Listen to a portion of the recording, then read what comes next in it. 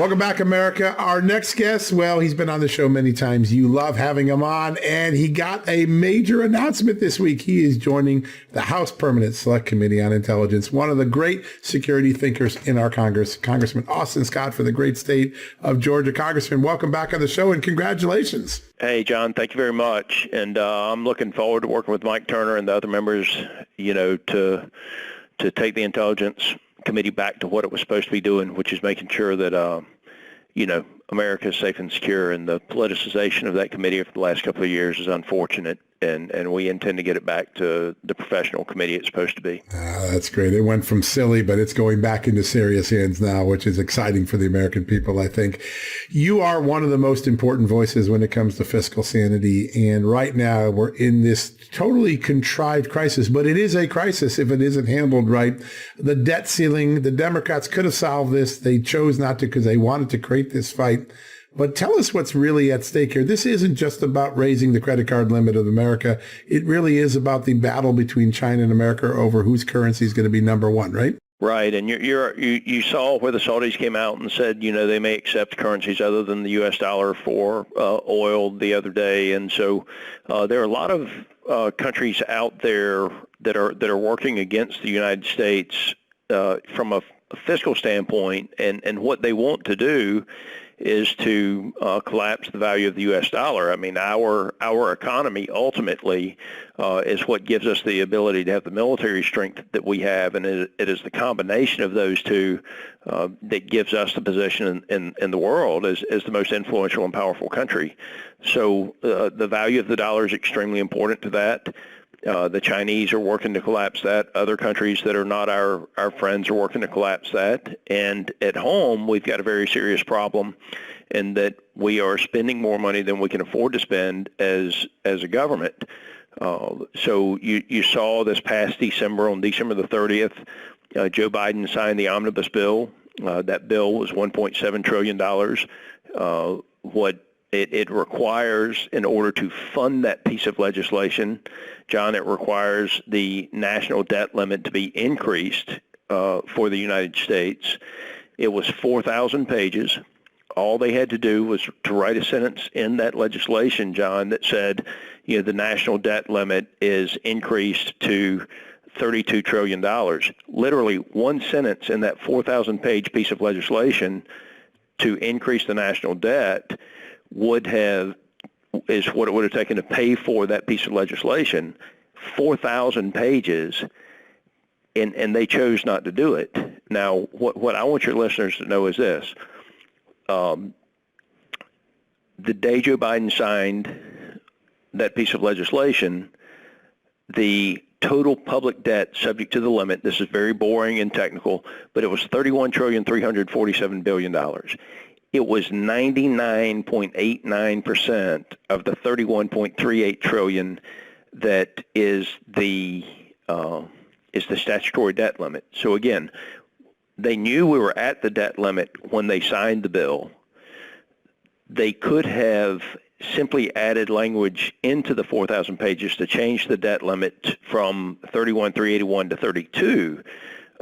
And you would not be in the current situation. But now here we are 20 days after the bill signing by President Biden, and they're blaming House Republicans for what they did.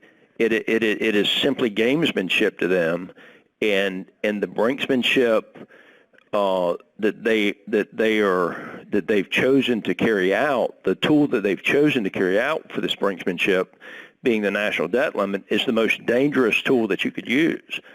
But if you listen, John, nobody in the media will ask Joe Biden, President Biden, why didn't you not include an increase in the statutory debt limit in the omnibus bill? Senator Schumer, why did you not include an increase in the statutory debt limit in the omnibus bill? They did this on purpose. This was intentional. Their friends in the media are backing them up on this, and it's a very simple question, John, that President Biden and Chuck Schumer and candidly Mitch McConnell needs to answer. And why did you pass an omnibus that required a debt limit increase and not include the debt limit increase in the omnibus piece of legislation. It's a head scratcher. It's a responsible thing to have done, and yet they chose not to do it. It's intentional. They intentionally created a crisis. And I'll give you one further prediction, John.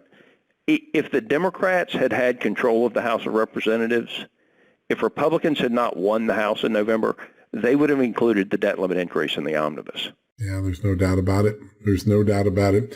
It's weird because Mitch McConnell was glad to shoehorn this baby through in December. But now he's like, I don't want anything to do with this next one. House Republicans, you take the mess. It seems like an abdication of responsibility from someone who's been in leadership an awful long time. As a Republican Party, as someone who is a Republican member, you take your responsibility so seriously.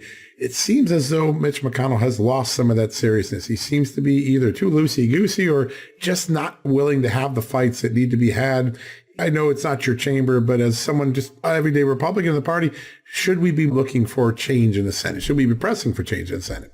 Yeah, I respect what he did in his leadership on the judicial appointments, but from a fiscal sanity standpoint, I do think that we need someone who is a fiscal conservative in the leadership of the Republican Party in the Senate, and I do not feel like we have that right now. There are a lot of great people over there in the Senate. James Lankford's a great guy. I'd love to see him in the leadership. There are a lot of other good people over there in the U.S. Senate. But you know, Senator McConnell, there were four choices. Again, you could do the continuing resolution with or without the debt limit. And if they had done a continuing resolution without the debt limit, people like me would have said, okay, well, you know, we froze spending. We've got to pay for the spending we've got. I would have gone out and supported a debt limit increase at the continuing resolution levels. You could have done the omnibus again with or without the debt limit.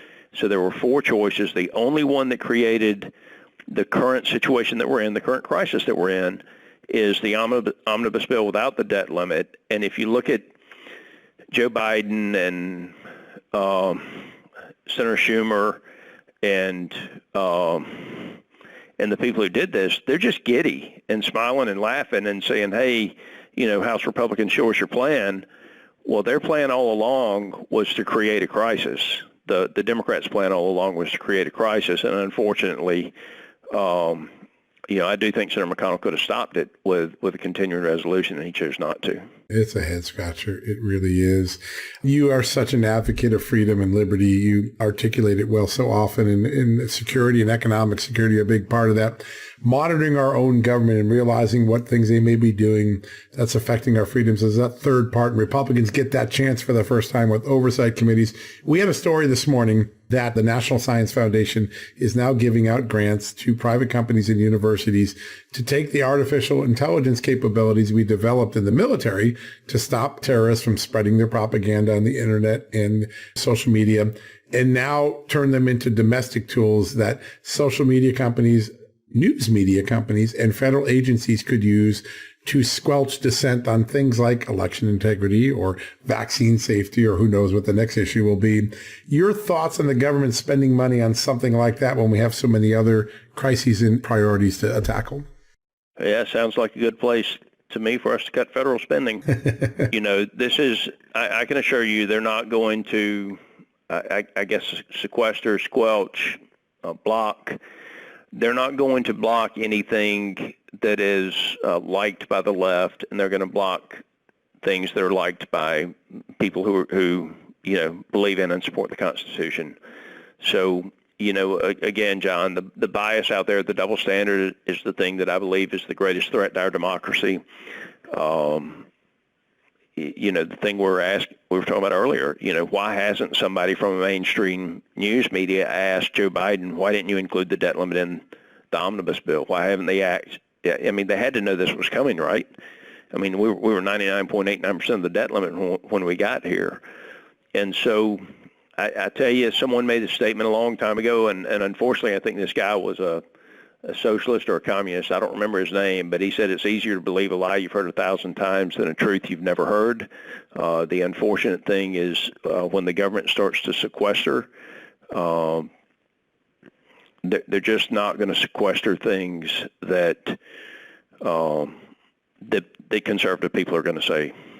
I mean, we've seen this before. Yeah, we've had this fight before. That's right. And look, I mean, I don't understand. The people that I know where I'm from, whether they're a conservative or a liberal, they're able to have a conversation and get along, and understand that we're not the enemy because we have differences of thought. That differences of thought is part of diversity, and that's what actually makes us stronger.